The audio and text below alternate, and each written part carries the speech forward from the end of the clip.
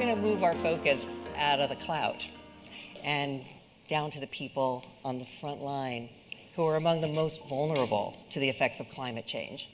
I'm Mary Ellen Iskandarian. I'm president and CEO of Women's World Banking, a global organization dedicated to empowering women through access to finance.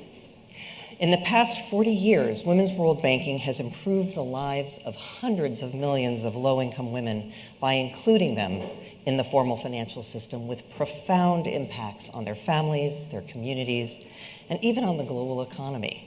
And so my goal in this next 5 minutes is to share my understanding of the deep interplay between women's economic empowerment and the global challenge of climate change. So perhaps the best place for us to start is through the experience of an individual woman. I'm going to tell you about Sunarti, who is a 36-year-old rice farmer living on the island of Java in Indonesia with her husband Siti and their 3 children. Indonesia is in the top third of countries in terms of climate risk, and the World Bank estimates that 40% of the country's 256 million inhabitants are at risk. And just as Intel is doing its part by changing its operations to be more environmentally sustainable, Sunarti and Siti have adopted sustainable rice production practices.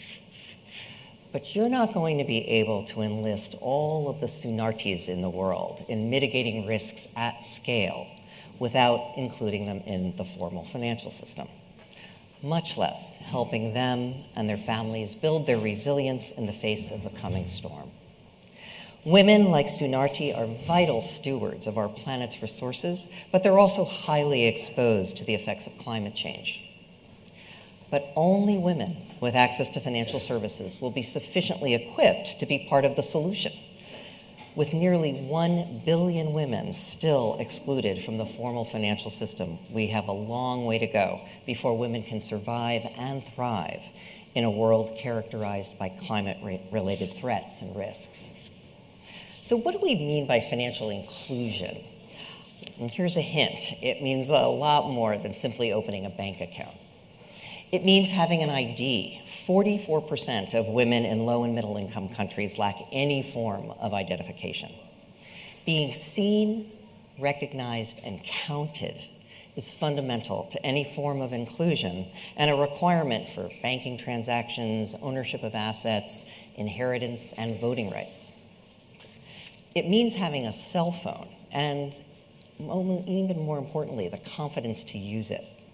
Women are still 19% less likely than men to access the internet via mobile phone. In Africa alone, 95 million women still don't even own a basic feature phone.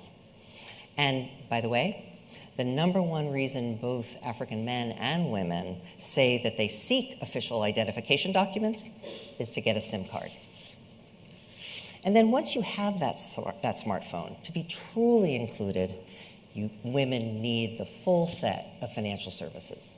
They need payment options. A woman who's been displaced by a climate emergency or who's left behind after her spouse has migrated can use a smartphone to send or receive remittances. They need a safe place to save, to build a financial safety net as a buffer against shocks. And they need credit to grow and climate-proof their businesses. They also need to be able to buy crop insurance in the event of drought, flood, or other natural disasters, but also health and life insurance, so that taking girls out of school isn't the first line of defense when a family becomes in crisis. Women's economic empowerment is a precondition to their resilience in the face of climate shocks. And it's going to take the collective action of all the industries and interest groups represented here to financially include those 1 billion women.